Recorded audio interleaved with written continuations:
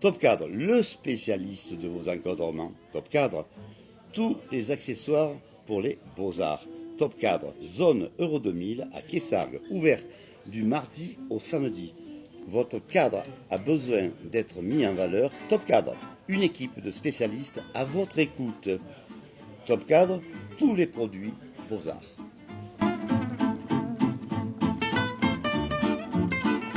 Tête à tête et nombre 7 vous propose cette semaine Tutoyer l'essentiel, poésie du monde de Daniel Bernabé. Que serait le poète esselé sans sa fidèle muse, indispensable désir de son éternelle inspiration? Bonjour et bienvenue dans Tête à Tête. Bonjour. Pourquoi avoir accepté l'invitation de Patrick? Alors, j'ai eu l'occasion de rencontrer Patrick par pur hasard, je l'ai trouvé très sympathique et j'ai découvert l'émission Tête à Tête qui est une émission que je trouve super et pourquoi ne pas papoter concernant mes activités et faire connaître ce que je fais à Nîmes et aux alentours. Bien, bonjour. Tout simplement peut-être pour pouvoir parler de ma pratique qui est donc l'hypnose et de démystifier un petit peu tout ce mystère qui peut régner autour et puis de partager un bon moment de partage, d'échange avec effectivement Patrick qui va savoir avec bienveillance animer cet échange.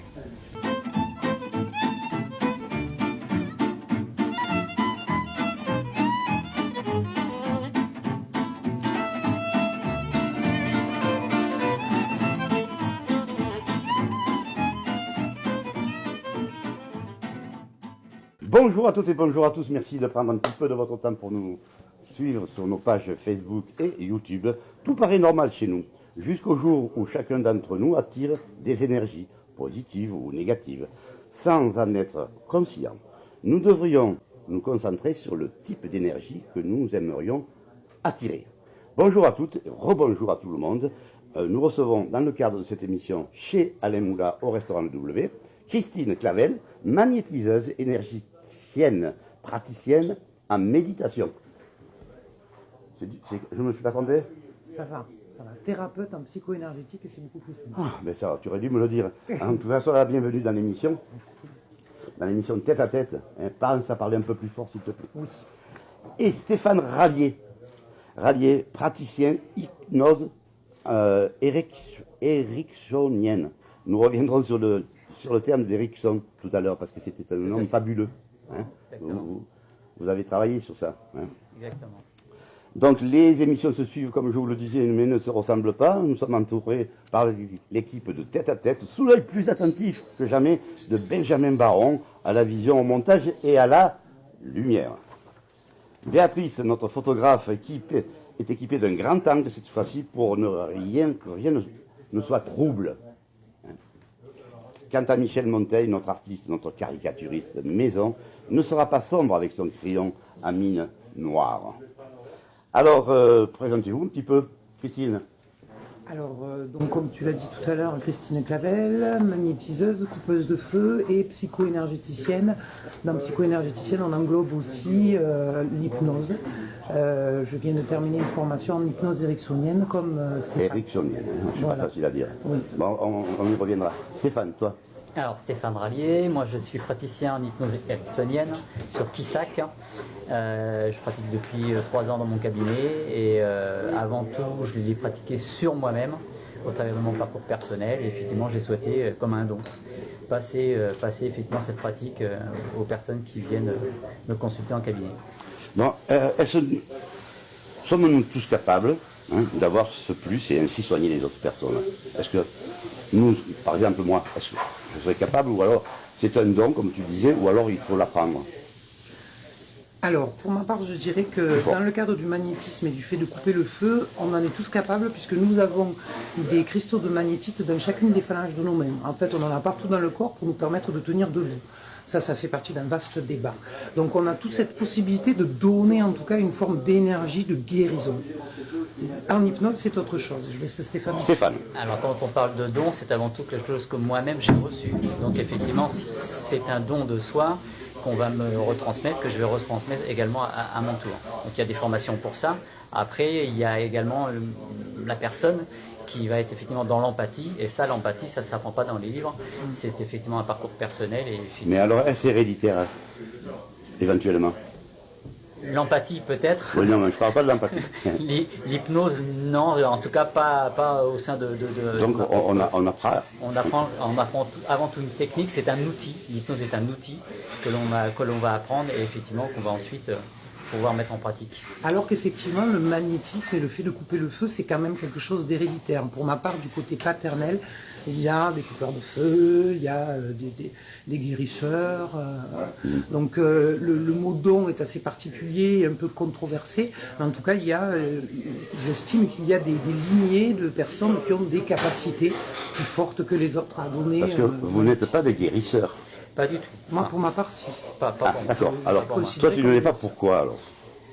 Guérisseur, déjà, en hypnose ericksonienne, on ne va pas guérir les personnes, on va plutôt les accompagner sur un chemin, on va leur permettre, lorsqu'ils rencontrent certains problèmes dans la vie, de les regarder avec un autre angle, pour effectivement prendre un peu plus de distance et pour s'apercevoir qu'il y a d'autres choses tout autour, pour pouvoir effectivement arriver à passer ce cap qui peut les bloquer au fur et à mesure dans leur parcours de vie. Tout est cérébral alors? On va travailler avec ce qu'on appelle nous l'inconscient. Là, il y a le conscient, on parle avec le conscient. L'inconscient, c'est ce qui régit notre parcours de vie, en fonction de ce qu'on a pu vivre au cours de notre parcours de vie, avec nos joies, nos blessures. Et on va effectivement, à travers notre conscient, mettre en pratique en fonction de ça. Une phobie, c'est toujours une blessure qui, quelque part, s'est ancrée en nous. Et effectivement, pour pouvoir contrer cette blessure, il faut avant tout la comprendre pour pouvoir passer au-delà. Christine, toi, tu es guérisseuse alors? Moi, je suis guérisseuse et je suis devenue thérapeute depuis que j'ai compris que j'avais ces capacités de débloquer des énergies chez les personnes en faisant des appositions d'eux-mêmes. D'accord. Pour moi, l'hypnose est un outil, comme dit Stéphane, qui permet d'ouvrir les portes de l'inconscient afin d'aller chercher les blessures, les faire basculer de l'inconscient dans le conscient. À partir du moment où on a conscientisé certaines choses, il y a quelque chose qui se libère, une forme de résilience qui arrive et qui permet un développement de soi de plus en plus fort. Donc il y a une différence entre les outils, et je propose des outils en thérapie, en psycho-énergétique. Ça veut dire quoi proposer des outils? Alors c'est accompagner les personnes dans un état modifié de conscience pour accéder, comme disait Stéphane, à l'inconscient et donc à ces blessures qui viennent souvent de l'enfance, qui nous bloquent dans notre épanouissement personnel. Il y a quelque chose qu'il ne faut pas oublier, c'est que au moins 90% de notre vie au quotidien est gérée par notre inconscient. Donc dans le conscient, on vit, on fait des tas de choses, mais en fait notre inconscient, il nous dirige beaucoup plus que ce qu'on pense. Et lorsqu'il y a des blessures, c'est-à-dire des cadavres dans les placards, c'est-à-dire des blessures qui sont bloquées dans l'inconscient, on croit avancer pour son bien, en fait non, on est complètement bloqué par l'inconscient. Les outils comme l'hypnose et la psycho-énergétique permettent d'accéder à cet inconscient. Et c'est là où vous intervenez, et c'est facile pour vous, c'est pas fatigant, comment ça se passe exactement? C'est fatigant. Vous récupérez de l'énergie quand même, vous sortez de l'énergie. Il faut arriver à mettre quelque part, on va dire, notre costume, on va dire ça comme ça, pour effectivement mettre de la distance, pour éviter le transfert, contre-transfert, parce qu'il y a des histoires de vie, des parcours de vie qui forcément vont être en résonance avec nous. Donc là où est toute la difficulté, c'est d'arriver à se mettre en distance par rapport à ça. Il y a certains soirs où c'est un peu plus difficile quand on rentre à la maison parce qu'effectivement il y a des parcours de vie qui rappellent les vôtres, donc il faut, voilà, où est-ce que j'en suis, pourquoi est-ce qu'effectivement ça m'est venu en résonance, en sachant qu'effectivement, comme l'expliquait Christine, c'est que tous nos parcours de vie sont en lien avec effectivement nos histoires familiales. Il y a des héritages, dans la vie il n'y a pas que les gros chèques, tout ça, effectivement peut se répéter et à nous d'arriver à en faire plutôt quelque part une force pour pouvoir arriver à passer au-delà de toutes ces histoires qui perdurent. Et vos patients, entre guillemets, arrivent facilement à se dévoiler. Comment ça se passe? C'est une question de l'empathie que nous avons, puisque quand on devient thérapeute, c'est qu'on est dans une empathie très forte, nous permet de faire en sorte que la personne se sente à l'aise et livre ce qu'elle a à nous livrer. C'est ce qu'on appelle le lien, c'est ce qu'on appelle le lien thérapeutique. Différents outils comme l'hypnose, parfois avec certaines personnes ça ne va pas fonctionner, c'est simplement parce que le lien n'a pas fonctionné. C'est pas l'outil en tant que tel, c'est parce que le lien n'a pas fonctionné. Donc effectivement, c'est avant tout une confiance. Vous allez voir un médecin, c'est pareil. Il y a certains médecins que vous allez rencontrer, tiens, lui je sais qu'il ne va pas me soigner. Moi je ne suis pas soigneur, mais le lien, il est là quand même. Et là, il faut rentrer en contact, par exemple, entre toi et moi. Là. Est-ce qu'il se passe quelque chose? En tout cas, je vois bien une grande bienveillance vis-à-vis de ce qu'effectivement tu rayonnes, on va dire ça comme ça. Et donc, à partir de ça, moi je vais m'en servir pour pouvoir continuer à rentrer en confiance, pour pouvoir effectivement apporter ce lien et le consolider. Le fait de poser des questions sur la personne, pas n'importe quelle question, permet d'apaiser la personne pour qu'elle finisse par expliquer ce qui véritablement coince en elle. Par la suite, il y a des pratiques qui permettent de relaxer la personne encore plus en lui permettant de se relaxer complètement physiquement en fermant les yeux. Et par la suite, lorsque la détente est totale, il y a une forme d'ouverture de l'inconscient. Et là, on va aller chercher ces fameux... Et là, vous vous en apercevez vous-même de cela? Ou c'est la personne Il y a des signes. Il y a des signes, il y a des mots. Il y a des mots qui, comme ça, effectivement, vont aller au-delà du conscient. Il y a des mots que les personnes vont utiliser, elles ne vont même pas s'en rendre compte forcément. Et nous, on va se servir de ça pour rebondir sur ça. Et donc, effectivement, la personne va commencer à se livrer. Moi, mon premier entretien que je fais avec le patient, dure entre 1h30 et 2 heures. Je prends beaucoup de temps pour effectivement être en confiance. Et à partir de là, effectivement, la personne se livre. On va discuter de son enfance, on va discuter de son parcours personnel au jour d'aujourd'hui. Et au travers de tout ça, la personne va se livrer. Toute barrière va faire qu'elle va déposer les armes, on va dire ça comme ça, elle va être dans un lâcher-prise.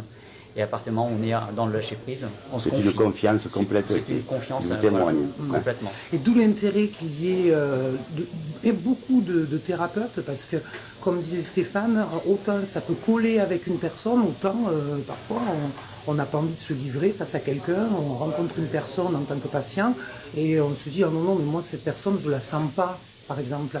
Donc on peut aller vers d'autres thérapeutes et avec tous les outils qu'on a aujourd'hui, on peut trouver véritablement le thérapeute avec lequel ça colle et l'outil qui nous permettra de nous détendre et d'être en confiance au point d'aller chercher les Et votre première rencontre, tous les deux, avec un patient, lorsque vous lui serrez la main, est-ce que vous ressentez quelque chose?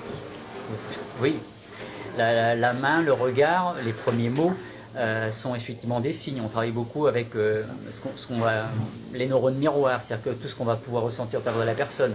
Une main qui va être qui va être très ferme, qui va être au contraire le bout des doigts. On va ressentir une chaleur dans la main, une main qui va être moite, le regard qui va être fuyant, la parole qui va être éteinte, etc. vont faire que ça va nous donner des signes. Et il va falloir aussi quelque part se mettre à son niveau, dans le sens où, dans l'état actuel où elle se trouve. C'est qu'il ne va pas falloir la brusquer, il va falloir y aller tranquillement, pas trop vite.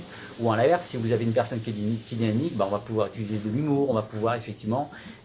il faut jouer, effectivement, c'est un rôle quelque part de comédien et s'adapter avec la personne qu'on a en face. Stéphane, comment fait-on pour te joindre? Alors on peut me trouver facilement sur Facebook, oui. Sur la page qui s'appelle La Voix des mots, voix V-O-I-X, mots M-A-U-X, ou alors sur mon site internet lavoixdesmots.fr, tout Parce attaché. que tu as un parcours quand même atypique, toi. Hein. Tu as été informaticien, après parce que tu as une maladie génétique, et c'est ce qui t'a fait rentrer en contact avec des gens comme ça? Explique-nous rapidement.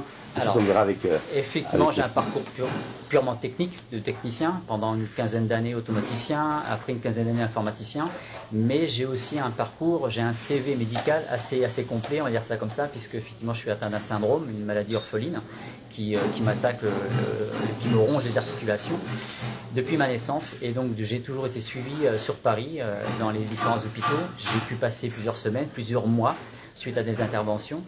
Et au travers de ce parcours médical, quand on se retrouve enfermé dans une chambre, il faut bien pouvoir effectivement s'échapper, on va dire ça comme ça. Et donc j'ai mis en place des techniques que je ne connaissais pas. Et au fur et à mesure de mon parcours de vie professionnelle, j'ai souhaité me réorienter. Et au travers de ça, j'ai rencontré des personnes qui m'ont dit oriente-toi vers l'hypnose. Alors l'hypnose pour moi c'était Monsieur Mesmer, ce magicien qu'on peut voir à la télé. Donc ça ne m'intéressait pas. Moi je suis plus dans le don, dans le partage. Et c'est là qu'effectivement en m'expliquant ce qu'était l'hypnose, je me suis aperçu que je pratiquais moi-même l'hypnose. Et de là, effectivement, c'était beaucoup plus facile pour pouvoir ensuite moi le partager. Très bien. Donc toi Christine, tu as également une page Facebook. J'ai également une page Facebook, alors on me trouve sur Christine Clavel magnétiseuse. Après il y a psycho-énergie derrière, etc. Mais Christine Clavel magnétiseuse. Et tu as sorti un livre également sur les chakras, c'est ça, non? Oui, c'est ça. J'ai eu cette nécessité. J'ai eu cette nécessité de rassembler une partie de ce que je pratiquais dans un livre que j'ai envoyé à un éditeur et qui a décidé de s'en occuper. Donc ça s'appelle Comprendre les chakras pour oser être soi. L'objectif, c'est de rapprocher les différents centres énergétiques qui régissent notre vie tout entière. Donc là aussi, on ne va pas détailler, sinon on en a pour 4 heures. De rapprocher donc ces centres énergétiques avec l'état psychique des êtres humains. Donc c'est assez intéressant. La pleine lune intervient sur notre façon. Aujourd'hui, oui. Aujourd'hui, nous sommes jeudi. Hein. Elle intervient. Elle va durer pendant un certain temps. C'est-à-dire, elle nous énerve, elle nous contrarie, elle nous empêche de dormir. Alors l'avantage, elle est assassine également. Celle-là, elle est super. Hein. Ah, celle-là, au contraire, elle ouvre le champ des possibles. Donc on tombe sur une super pleine lune et un super interview. Parfait. Ça, c'est une... Donc toi, tu guéris également les zonas. Les zonas, les problèmes de peau, l'algodystrophie. En fait, j'ai une large palette de... Et les addictions à l'alcool et à la cigarette, par exemple. Alors ça se soigne très bien en hypnose ericksonienne ou en travail en psycho-énergétique. Mais c'est du long cours quand même. Alors, en parlant de Erickson, parce qu'il a été fabuleux, j'ai lu sur lui, vous pouvez nous en parler tous les deux? Alors, Milton Erickson, c'était un psychiatre américain. Travaillait à l'époque avec Freud, pas tout à fait copain, on va dire ça comme ça, pas tout à fait la même approche. Et Milton, lui, considérait au travers de son parcours aussi personnel, puisqu'effectivement il a été jeune, condamné rapidement suite à une maladie. Et en fait, il s'est aperçu que lui-même pratiquait l'hypnose, donc il a mis en pratique, développé des techniques. Donc, quoi qu'il en soit, il est décédé en 1980. Voilà. Il est décédé en 1980 et ses cours continuent.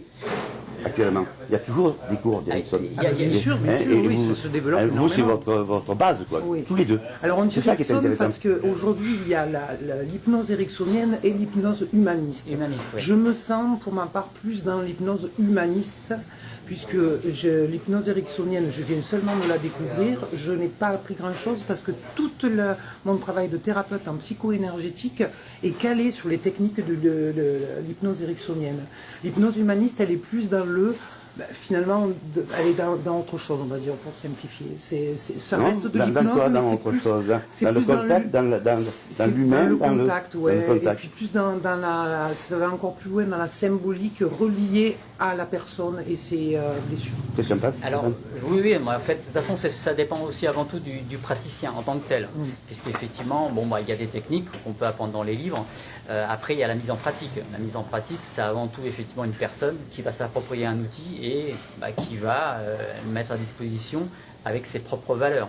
Donc, l'humanisme, en tant que tel, moi je le connais, je ne suis pas sur le courant humaniste, mais tu l'es un peu, parce qu'avec ce que tu fais, c'est au Sénégal que tu vas faire quelque chose. Effectivement, je fais partie d'une association au Sénégal, on développe des champs agricoles là-bas. Donc d'autres, les restos, enfin pas les restos du cœur, mais la FM pour le Téléthon également. Le Téléthon, etc. Donc la démarche humaniste, elle est avant tout personnelle, on va dire ça comme ça. Et Milton, lui, considérait qu'on a tous les ressources en nous pour aller au-delà de certaines de nos problématiques.